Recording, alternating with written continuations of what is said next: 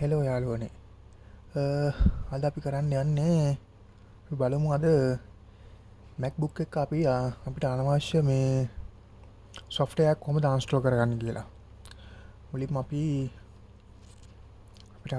අපිට හිතමු අනවශ්‍ය application එකක් විදිහට අපි ගමු මෙතන තියෙන Messenger එක ගමු අපි. අපි මේවා වයින් කරමු.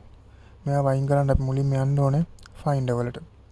Finder වලට ගිහිල්ලා මෙතන තියෙන application කියලා එකක්. application වලට යන්න. application වලට ගිහිල්ලා මෙතන දකුණේ උඩම තියෙන magnify එකක්. අපි යන් search කරන්න ඔය ගන්නේ. එතන click කරලා අපිට අවශ්‍ය අයින් කරන්න අවශ්‍ය application එක නම type කරන්න. අපිට දැන් අවශ්‍ය messenger නේ. messenger. හරි. messenger කියලා type කරනකොට ඒ messenger එකට අදාළව messenger එක application එක ඊට අමතරව ඒකට අදාළ අනිකුත් තව document තියෙනවා නම් ඒවත් තියෙනවා. අපි මේ දෙකම select කරගමු. select කරගෙන මෙතන දකුණේ උඩම තියෙනවා එකතු කිරීමේ ලකුණක්. ඒ එකතු කිරීමේ ලකුණ ඔබලා එතන තියෙනවා යටින් එනවා අපිට වෙනම තව ස්ටේටස් බාර් එකක්. ඒ ස්ටේටස් බාර් එකේ යට වමේ තියෙනවා name කියලා එකක්. එතන name හරි වෙන kind හරි මොකක් හරි එන්න පුළුවන් එතනද.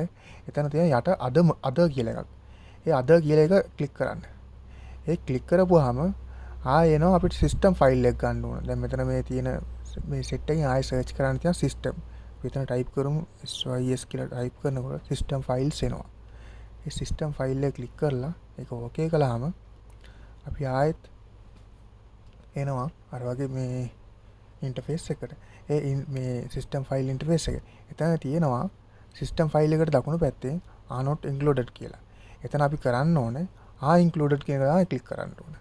එතකොට මේ ටික තමයි දැනට මෙයාගේ තියෙන මේ ෆයිල්ස් ටික.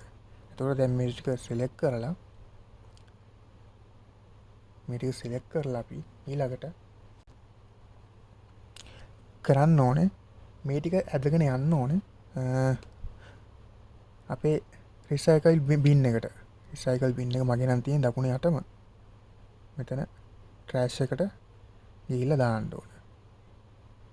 trash එකට ගිහිල්ලා දැම්මන් පස්සේ ගොඩක් වෙලාවට ඔයාගේ ලැප් එකේ මේ ලොගින් වෙනකොට මේ පාස්වර්ඩ් එකක් තියෙනවා. ඒක දෙන්න. මගේ තියෙන පාස්වර්ඩ් එක මම ගහලා ඒක ඕකේ කරනවා.